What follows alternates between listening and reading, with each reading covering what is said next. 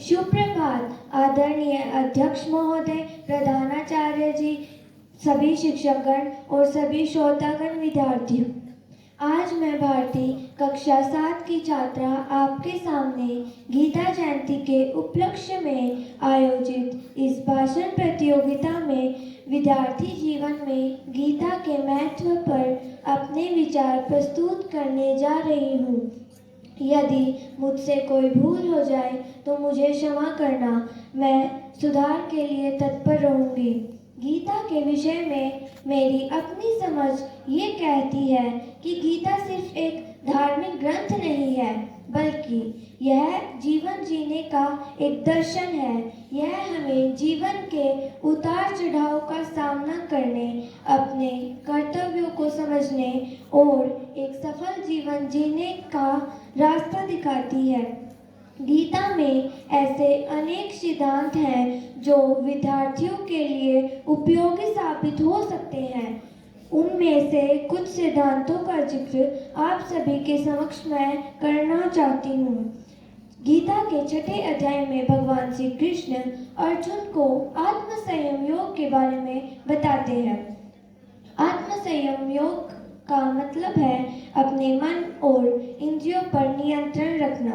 मन की चंचलता और भटकाव की समस्या आजकल के विद्यार्थियों के समक्ष चुनौतीपूर्ण समस्या है, जिसका गीता के अंदर बड़े सरलता और स्पष्टता से उपाय बताया गया है।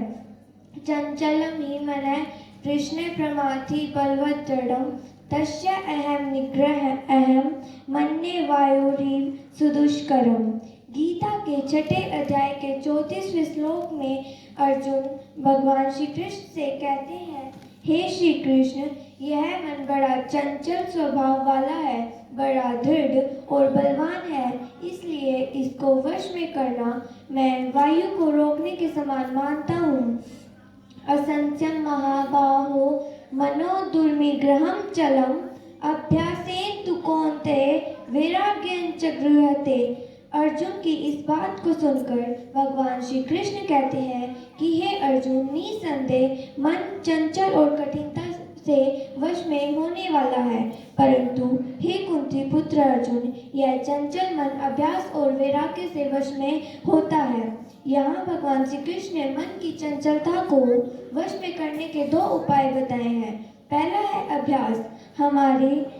हमारे अर्थात मन को हमें बार बार एक जगह केंद्रित करना होगा, तभी इसकी चंचलता को वश में किया जा सकता है। और दूसरा है वैराग्य। वैराग्य का मतलब है जिन चीज़ों को लेकर मन में भटकाव पैदा होता है, मन में इंद्रियों को सुख देने वाली चीज़ों से लगाव बना रहेगा, तब तक मन को वश में करना असंभव है। इसलिए अभ्यास और वैराग्य 2 ही ऐसे साधन हैं जिनकी साधना से हम मन की चंचलता को वश में कर सकते हैं। प्रिय श्रोतागणों, गीता के सभी सिद्धांतों को एक छोटे से भाषण में समेट पाना मेरे लिए तो क्या, शायद ही किसी के लिए संभव हो। अंत में अपनी वाणी को विराम देते हुए निष्कर्ष के रूप में मैं बस इतना ही कहना चाहूँगी कि गीता एक ऐसा ग्रंथ है जिसे हर व्यक्ति को पढ़ना चाहिए। यह हमें जीवन के हर पहलू पर मार्गदर्शन देती है। गीता के उपदेशों को अपने जीवन में लागू करके हम एक सफल और संतुष्ट जीवन जी सकते हैं। तो आइए हम सभी गीता के मार्ग पर चलकर एक बेहतर समाज का निर्माण करें। धन्यवाद।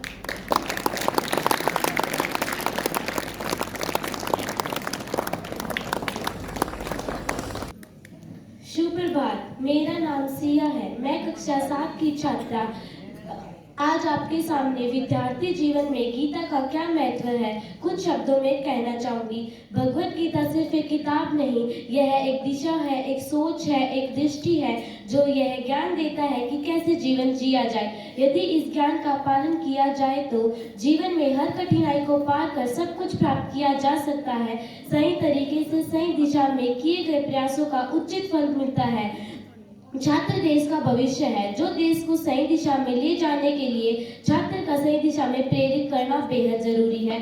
भगवत गीता में अधिकांश ज्ञान छात्र के लिए है, क्योंकि अर्जुन भी श्री कृष्ण के शिष्य थे। क्यों ना भगवत गीता को गुरु मानते हैं और भगवत गीता से सीख लेते हैं कि कैसे एक सफल शिष्य अन्य छात्र पर। पहला, निष्ठा और अनुशासन। कभी भी निष्ठा और अपने समाज कर्तव्यों का त्याग नहीं करना चाहिए।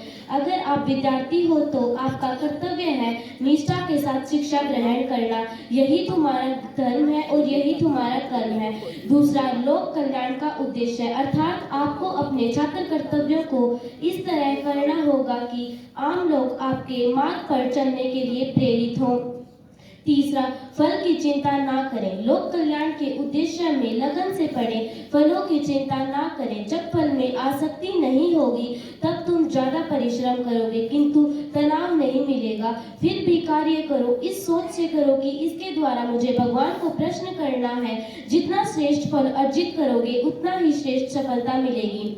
चौथा, क्रोध, वासना और लोभ। क्रोध, वासना और लोभ ये तीनों नरक के द्वार घोषित किए गए हैं। नरक के ये तीनों द्वार क्योंकि मनुष्यों के ज्ञान पर पर्दा डालने के लिए कई धनी और लोभी लोग चलने गए, किंतु दुनिया सिर्फ महात्मा बुद्ध और विवेकानंद जैसे उच्च श्रेणी के लोगों को ही याद रखती है। पांचवा, क्रोध का त्याग करो। क्रोध से मनुष्य की मति मारी जाती है, यानी बुद्धिपूर्ण हो जाती है, जिससे बुद्धि का नाश हो जाता है।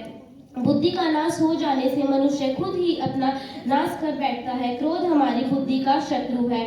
छठा, लोभ का त्याग करो। लोभ के समान दूसरा कोई रोग नहीं, क्रोध के समान कोई शत्रु नहीं, दरिद्रता के समान कोई दुख नहीं और ज्ञान से बड़ा कोई सुख नहीं। अगर जिंदगी में खुश रहना है तो लोभ का त्याग करना ही पड़ेगा। सातवां और आखिरी, एक सफल शिष्य उद्यम यानी परिश्रम करने पर ही पूर्ण होते हैं, सिर्फ इच्छा से नहीं। जैसे सोए हुए शेर के मुंह में हिरण स्वयं प्रवेश नहीं करता, बल्कि शेर को खुद प्रयास करना पड़ता है।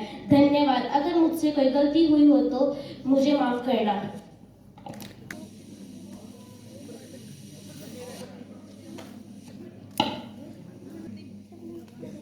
All of you, मैं छठी कक्षा की